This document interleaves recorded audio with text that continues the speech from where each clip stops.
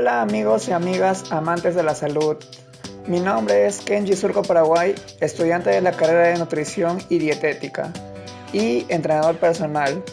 En este video hablaremos sobre un tema muy interesante, el cual es el índice glucémico y la carga glucémica. Aprenderemos sobre su definición, conceptos básicos, diferencias entre una y otra, cómo podemos calcularla y veremos también cómo se clasifican los alimentos, además de dar un ejemplo y romper algunos mitos sobre este tema. Así que para no alargar mucho la introducción, comencemos.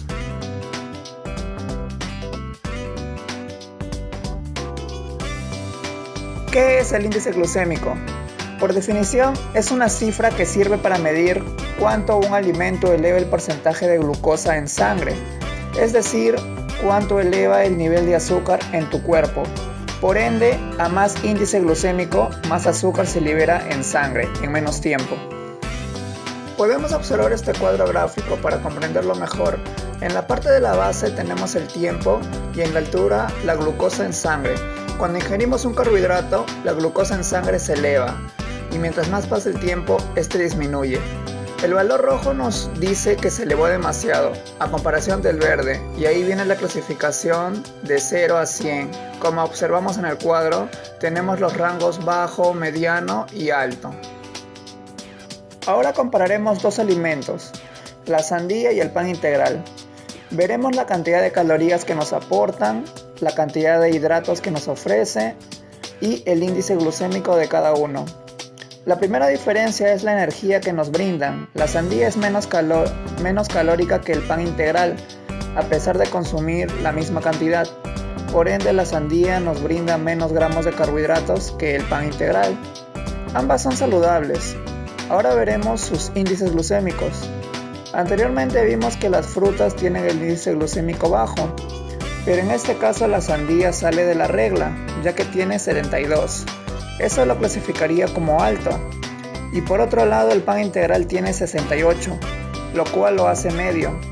Entonces habría una contradicción a lo que vimos anteriormente respecto a la tabla, que recomiendan consumir alimentos con bajo y medio índice glucémico, y la sandía estaría fuera y, entre comillas, no debería consumirse. La realidad de esto es que el índice glucémico solo es un valor teórico que no funciona mucho en la realidad, ya que es alterado por muchos factores, como el tiempo de cocción. Mientras más cocinemos los alimentos, más será su índice glucémico. También la presencia de grasa y fibra afectará esto, disminuyéndolo, así como el consumo de proteínas también van a afectar el índice glucémico. En conclusión, ¿qué podríamos decir del índice glucémico? Que es un valor que nos dice en realidad un valor teórico de lo que los alimentos nos aportan, y en base a eso fue lo que nació el nuevo concepto, que es la carga glucémica, que lo veremos a continuación. ¿Qué es la carga glucémica? Bueno, es un valor que considera la velocidad a la que llega la glucosa a la sangre, junto a la cantidad de carbohidratos disponibles que contiene una porción habitual de un alimento. Es decir, nos da una mejor previsión del efecto del alimento sobre la glucemia. Si seguimos con el ejemplo de la sandía, a pesar de tener un índice glucémico alto, de 72, contiene pocos carbohidratos, lo cual hace que su carga glucémica sea tan solo de 3.9. A comparación del pan integral, que tiene índice glucémico de 68 y contiene mayor cantidad de carbohidratos. Por ende, su carga glucémica sale 27.2. Claro, ambos teniendo en cuenta una porción de 100 gramos. Cuanto menor sea la carga glucémica de un alimento, menor será el pico de glucosa en sangre. Por tanto, debemos clasificar a los alimentos por su carga glucémica y no guiarnos tanto por su índice glucémico. Haremos un ejemplo con el pan blanco corriente.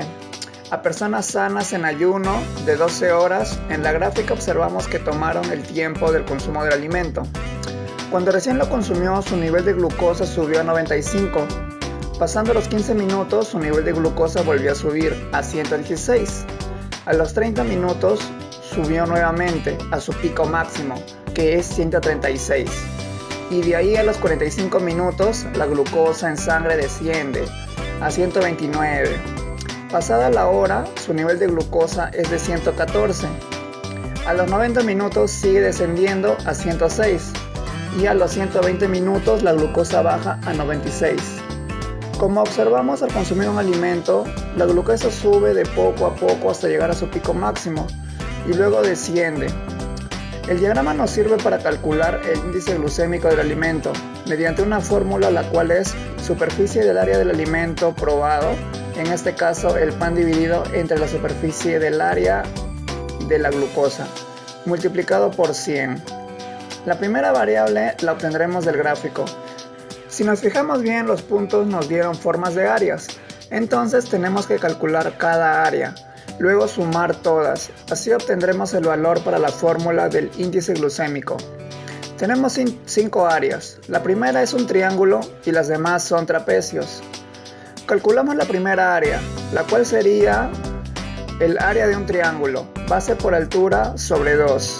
La base sería 15, ya que de 0 a 15 minutos es donde termina el triángulo. Y la altura viene del punto 95 hasta 116.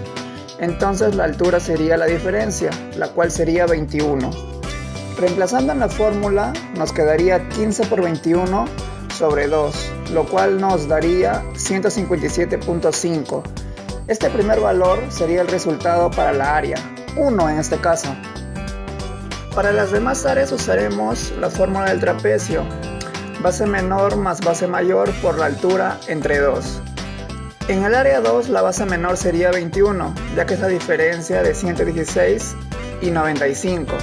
Y la base mayor es 41, siendo la diferencia de 136 menos 95. Y la altura sería la diferencia de 30 y 15, la cual es 15. Reemplazando en la fórmula nos quedaría 21 más 41 por 15 entre 2. Es igual a 465. Y así haríamos en las demás áreas, ya que todas tienen forma de trapecio. Al obtener todas las áreas las sumamos y nos daría 2257.5, la cual sería la superficie del área del alimento probado.